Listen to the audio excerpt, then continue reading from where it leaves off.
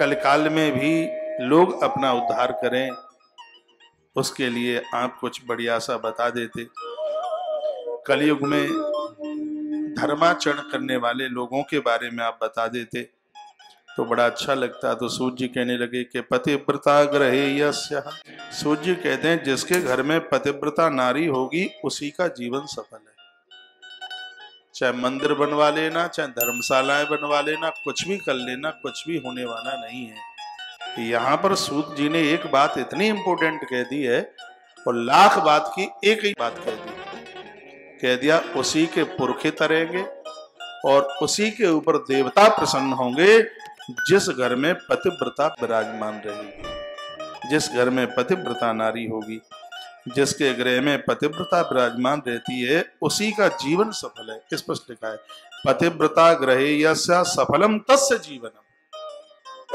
चाहे वो बेटी के रूप में है, आगे वो किसी की पत्नी भी बनेगी, वो पत्नी के रूप में है, वो माँ के रूप में है, वो भगिनी के रूप में है, वह घर कृतकृत्य है।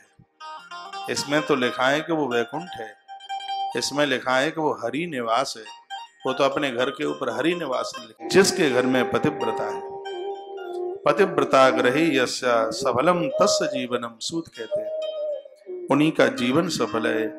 यस्यांग छाया तुल्या यत कथा पुण्य कार्य।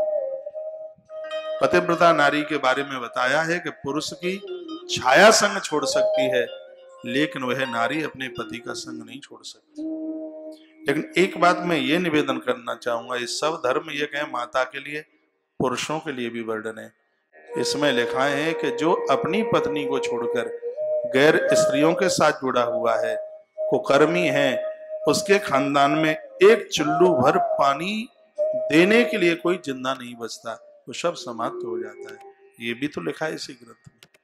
तो मेरी माता ये ना सोचे कि कथा सिर्फ आपके ही लिए कही है, इसमें स्त्री पुरुष दोनों की बात कही गई। नारी कम भोजन में रह लेगी, पूरे जीवन का सवाल होता है। जिस माता पिता ने अपनी कन्या तुम्हें दी है और वह पुरुष अपनी गृहिणी को छोड़कर इधर उधर भटका है, ये कथाएं हमें जीवन ही तो देती हैं, हमें पढ़ाती हैं, हमें समझाती हैं।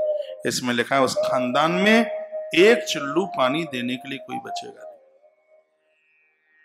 ये सूत जी महाराज की वाणी है, बहुत तपस्वी की वाणी है, उस महापुरुष की वाणी है जिसका जन्म ही यज्ञ में से हुआ है। तो इन बातों के ऊपर ये संसार का भोग, कामुकता, वासना खाज खुजली की तरह बाद में माथा पकड़ के रो रो के खोपड़ा फोड़ करके रोना पड़ेगा। यह गलतियां ना हो तो ही ज्यादा ठीक।